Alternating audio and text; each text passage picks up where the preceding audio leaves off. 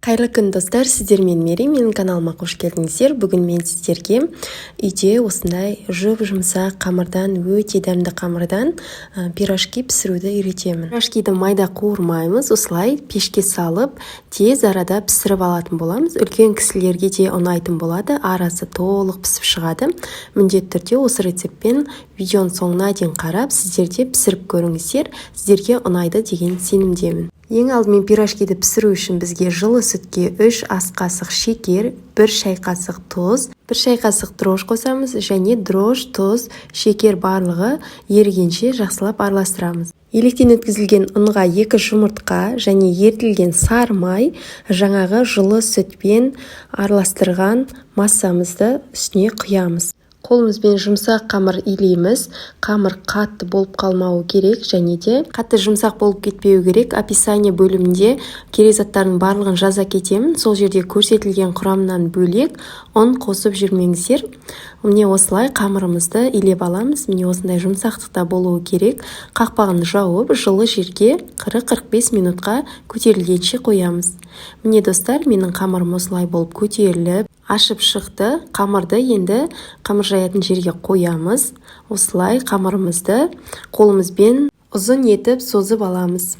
Яғни осы қамырдан бізде 15 дана пирожки шығуы қажет. 15 дана шығару үшін осылай пышақтың көмегімен, бірдей кескіндермен, көз мөлшерімен кесіп алсаңыздар болады. Әр қамырды алып, осылай ішіне бір-біріне біріктіріп, дөңгелетіп дайындап аламыз. Сонда біздің қамырымыздың формасы әдемі болып шығады. Барлық қамырды осылай дөңгелетіп дайындап алыңыздар да, бетін міндетті түрде майлықпен жауып қойыңыз. Және де бірінші дөңгелеткен қамырдан алып, оқтаудың көмегімен дөңгелек қамыр жайып аламыз. Қазір видеода көрсететін боламыз сіздерге. Қамырды қатты жұқа етіп жайып жіберуге болмайды. Міне видеоға мұқият қарасаңыздар, барлығы түсінікті деп ойлаймын. Қамырды осылай оқтаудың көмегімен 1-2 басып өтсеңіздер жеткілікті. Міне қамырымыз осындай дөңгелекте болып шығады және де қалыңдығы осындай болып шығуы қажет. Қамырды дайындап алғаннан кейін арасына кез келген салмасын қоссаңыздар болады. Менде бұл жерде піскен картоппен және де қуырылған пиязды араластырып қостым. Бұл да өте дәмді болып шығады.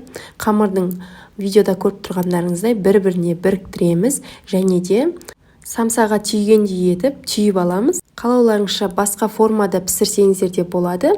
Осылай түйіп жасасаңыздар әдемі көрінетін болады және де аппетитті ашып, жегің келіп тұратын болады. Сондықтан осылай түйіп жасауға кеңес беремін. Сіздерге түйу жолын жай көрсетіп жатырмын. Егер түйу жолын білмейтін болсаңыздар, осы видеоны қайта-қайта көрсеңіздер, үйреніп кетесіздер деп ойлаймын. Міне достар, осылай түйіп дайындап аламыз. Бізде бірінші пирожкиіміз дайын болды. Табаға пергамент қағазын төсеп, шетінен қойып, қалғандарын түйіп болам дегенше бетін міндетті түрде майлықпен жауып қойыңыздар. Осы жерде достар айта кетемін, егер менің каналыма тіркелмеген болсаңыздар, подписация батырмасын басып қойыңыздар. Және де комментария бөліміне қай қаладан қарап отырсыз, сол туралы да жаза кетіңіздер. Егер осы рецептпен жасап, көңіліңізден шығып жатырса, ол туралы да комментария бөліміне міндетті түрде отзыв қалдыруды ұмытпаңыздар. Міне достар, екінші рет сіздерге түйу жолын көрсетіп жатырмын.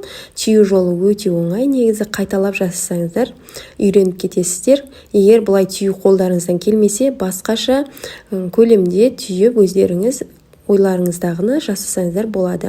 Міне достар, осылай пергамент қағазына төсеп салып аламыз. Міндетті түрде, егер пергамент қағазы болмаса, табаңызды кішкене майлап жіберіңіздер.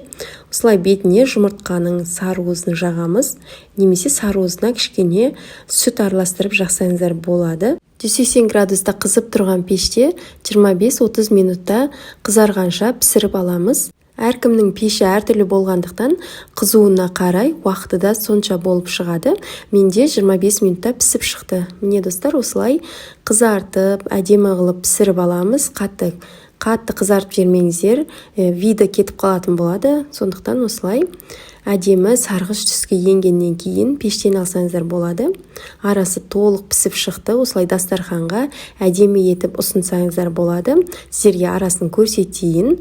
Міндетті түрде жасап көріңіздер. Егер рецепт ұнап жатырса, каналыма тіркеліп алуды ұмытпаңыздар және Әлеуметтік желілерде достарыңызға осы видеоны жіберіп қоюды ұмытпаңыздар. Міне достар, арасы осылай толық пісіп шықты. Арасына фарш қосып жасасаңыздар да болады. Астарыңыз дәмді болсын.